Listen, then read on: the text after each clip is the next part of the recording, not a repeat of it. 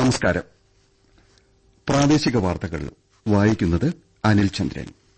പ്രധാന വാർത്തകൾ. ദേശീയ ആരോഗ്യ ദൌത്യം മുൻ തീരുമാനപ്രകാരം 2 വർഷം കൂടി തുടരാൻ കേന്ദ്ര മന്ത്രിസഭായോഗം അനുമതി നൽകി. മഹാരാഷ്ട്രയിലെ ജൽഗാവിലുണ്ടായ ട്രെയിനപകടത്തിൽ രാഷ്ട്രപതിയും പ്രധാനമന്ത്രിയും ദുഃഖവും വേദനയും അറിയിച്ചു. നിയമസഭയിൽ ഗവർണറുടെ നയപ്രഖ്യാപന പ്രസംഗത്തിന് നന്ദി രേഖപ്പെടുത്തുന്ന ഉപക്ഷേപ ചർച്ച ഇന്ന് സമാപിക്കും.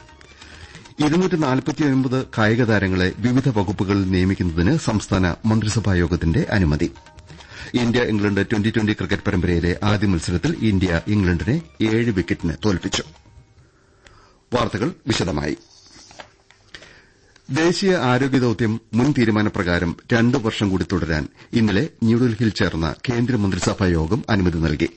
2021 ദേശീയ ആരോഗ്യ ദൌത്യം 2026 വരെ തുടരാൻ കേന്ദ്രം തീരുമാനിച്ചിരുന്നു. Desk report.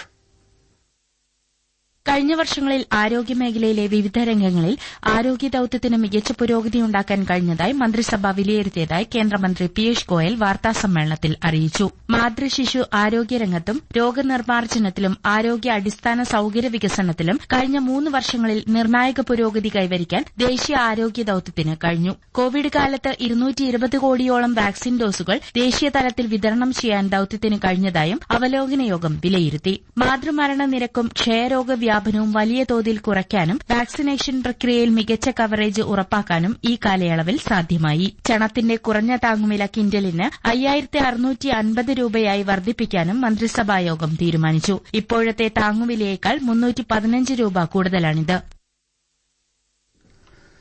മഹാരാഷ്ട്രയിലെ ജൽഗാവിൽ റെയിൽവേ ട്രാക്കിലുണ്ടായ ദാരുണമായ അപകടത്തിൽ രാഷ്ട്രപതി ദ്രൌപദി മുർമുവും പ്രധാനമന്ത്രി നരേന്ദ്രമോദിയും ദുഃഖവും വേദനയും അറിയിച്ചു.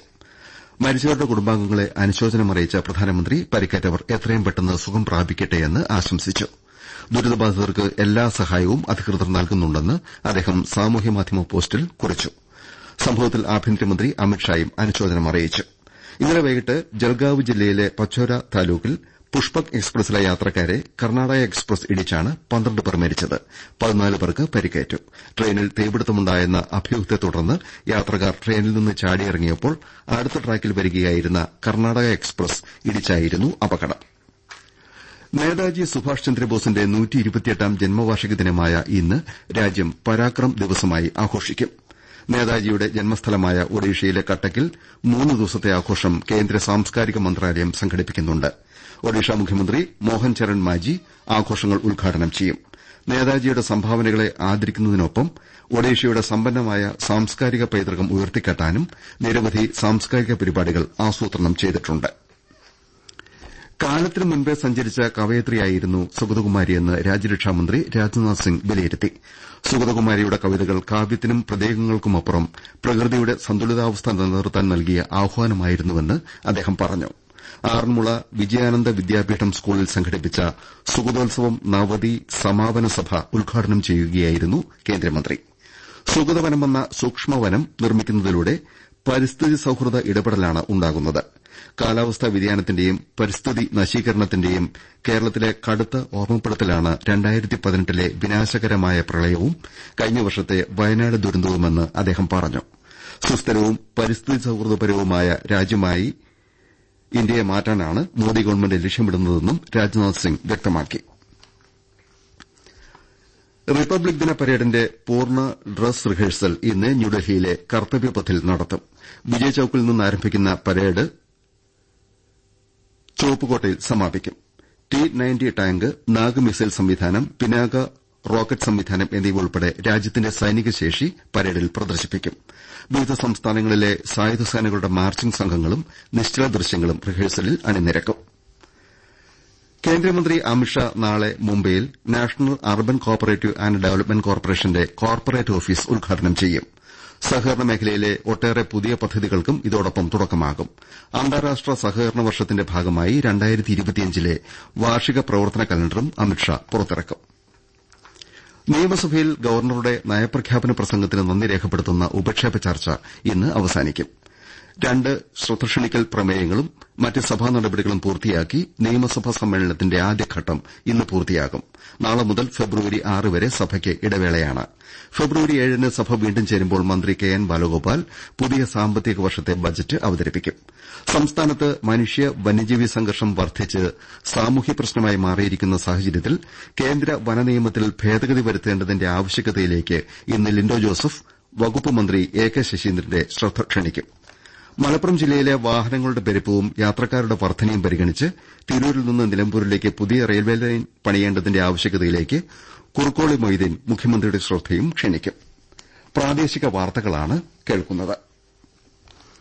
2015 മുതൽ 2019 വരെ വർഷങ്ങളിലെ സ്പോർട്സ് കോട്ട നിയമന പട്ടികയിൽ നിന്ന് 249 കായിക താരങ്ങളെ വിവിധ വകുപ്പുകളിൽ നിയമിക്കുന്നതിന് സംസ്ഥാന മന്ത്രിസഭായോഗം അനുമതി നൽകി. കൂടുതൽ മന്ത്രിസഭാ തീരുമാനങ്ങൾ ന്യൂസ് ഡെസ്കിൽ നിന്ന്.